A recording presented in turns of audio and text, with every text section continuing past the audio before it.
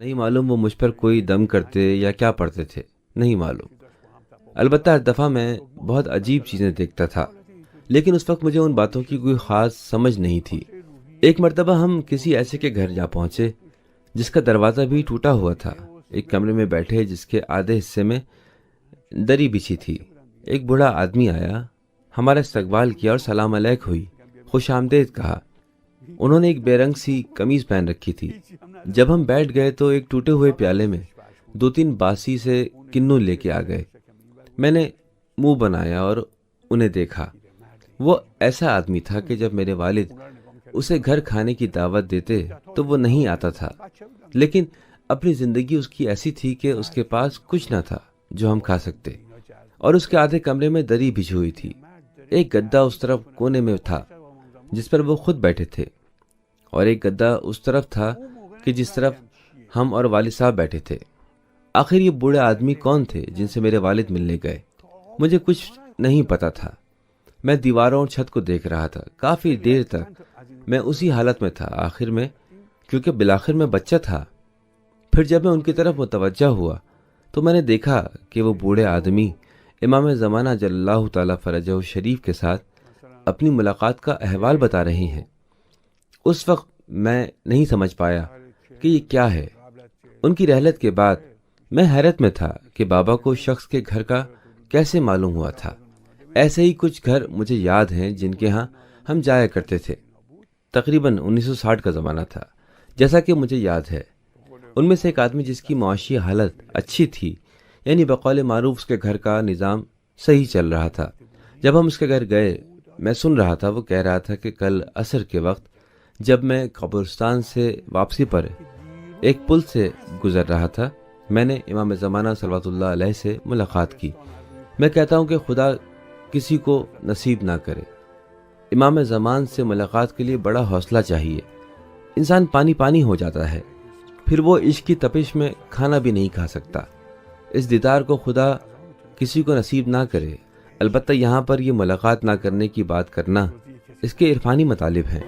ما نمیبینیم عمر میبینه، ما کلامش را نمیشنویم او کلام ما را میشنوه. گفت قاصد حسن نامی بوده در نجف از مدرسین و در فشار اقتصادی واقع میشه. می خیلی خوب، من 40 روز یک عریضه می نویسم برای امام زمان، همون عریضه رو تکرار میکنم تا 40 روز و میذارم یا توی آب میاندازم یا اینکه یک بوشه اتاق میذارم، بالاخره یه جایی میذارم اون رو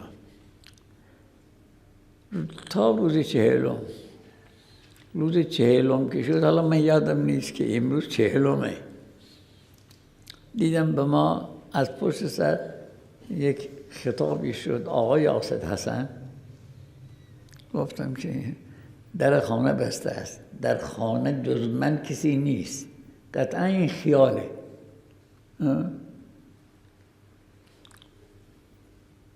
چقدر صبر کردم. گفت آقای قاصد حسن پسر قاصد حسین، مثلا اسم پدر منم برد. من دیگه این خیال نیست، این اسم پدر منم میدانه. متوجه شدم به اون طرف کسی را ندیدم، به اون طرف صوت متوجه شدم. حالا بنا گذاشتم به اینکه نخیر خیال نیست، واقعیت داره. لیکن نگاه کردم به اون طرف، دیدم کسی را نمیبینم.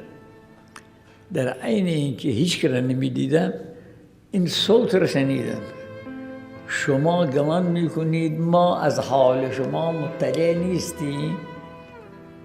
شما خیال میکنید ما نمیدانیم شما در چه حالی هستید؟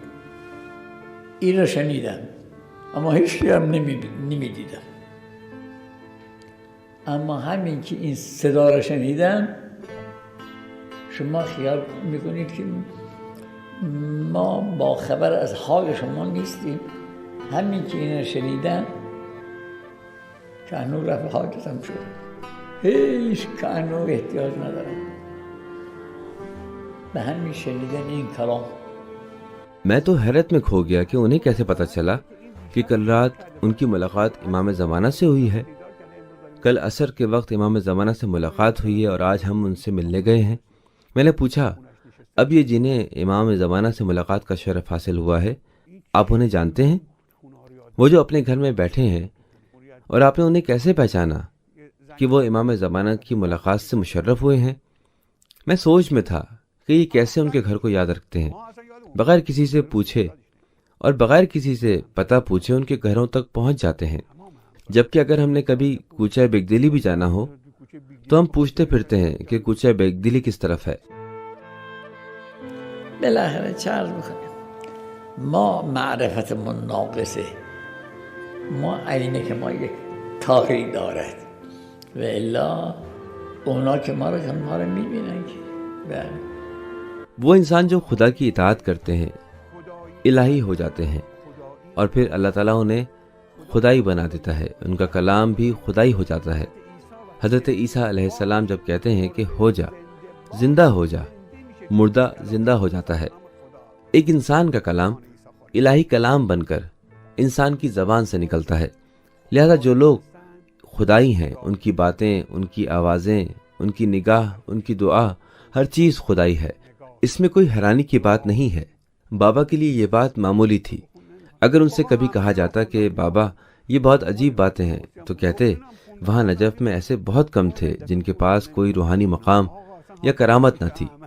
ہمارا ایک رشتہ دار تھا، ایک دن وہ آیا اور کہتا ہے، آقا میرے شہد کے چھتے پر کیڑوں نے حملہ کر دیا ہے اور میری شہد کی ساری مکھیوں کو کھاتے جا رہا ہے۔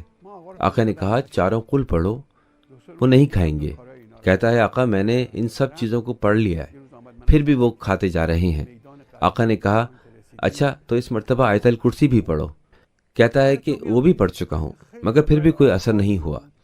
آقا نے کہا اس مرتبہ پڑھو، پھر نہیں کھائیں گے۔ کہتا ہے نہیں آقا ان پر کوئی اثر نہیں ہو رہا۔ آقا نے پھر کہا اچھا اب نہیں کھائیں گے، آپ جائیں اطمینان رکھیں۔ پاس ہی ایک آدمی بیٹھا تھا، وہ کسی حد تک معاملات کو سمجھتا تھا۔ اس نے اشارہ کیا اور کہا کہ بس کرو۔ وہ بھی خاموش ہو گیا۔ ہم نے آقا کو مشہد روانہ کیا اور میں 2-3 دن کے لیے ٹھہر گیا تاکہ ان کے کاموں کو منظم کر سکوں۔ ایک دن وہی رشتہ دار آ گیا، مجھے گاڑی میں بیٹھایا اور چل دیا۔ جب ہم تہران میں قزوین چوک پر پہنچے، کہتا ہے کہ جناب عجیب بات ہے کہ لوگ اولیاء الہی کو نہیں پہچانتے۔ میں نے پوچھا کیا ہوا بھائی؟ تو کہتا ہے میں اس دن اپنے شہد کے چھتے دیکھنے گیا، میں نے ملازمین سے پوچھا تو وہ کہنے لگے اب ان کیڑوں کا نام و نشان تک نہیں ہے۔ میں نے پوچھا کب اور کیسے؟ معلوم ہوا کہ اسی شب جس وقت آقا نے فرمایا تھا تب سے یہ کیڑے خود بخود یہاں سے چلے گئے، اور پھر پتہ چلا کہ شہد کے چھتوں کی اس طرف والی جگہ شکاری باز آ گئے ہیں، اور جب اس نے گھر تعمیر کرنا شروع کیا تو یہ کیڑے وہاں سے بھاگ نکلے۔ کہتا ہے اب میرا دل چاہ رہا ہے کہ میں اس سڑک پر چیخ چیخ کر بتاؤں کہ لوگوں ابھی کچھ لوگ ہیں۔ میں نے کہا پھر وہ کیڑے واپس آ جائیں گے اور تمہاری مکھیوں کو کھا جائیں گے۔ وہ ڈر گیا، کہتا ہے نہیں میں کچھ نہیں کہوں گا۔ ہم متواتر ان سے عجیب و غریب چیزیں دیکھا کرتے تھے، لیکن انہیں بالکل بھی اس بات کی پرواہ نہیں تھی، کہیں بھی میں نہیں تھی کہ یہ میں، بالکل بھی میں ان میں وجود ہی نہیں رکھتی تھی۔ میں کچھ نہیں ہوں، جو کچھ ہے وہ ہے، جو کچھ کرتا ہے وہ کرتا ہے۔ جیسے کہ یہ روشنی اور یہ بلب کہے کہ میں نہیں ہوں، بلکہ یہ جو روشنی ہے یہ در حقیقت بجلی گھر سے آ رہی ہے، اور وہی سب کچھ ہے، میں کچھ نہیں ہوں۔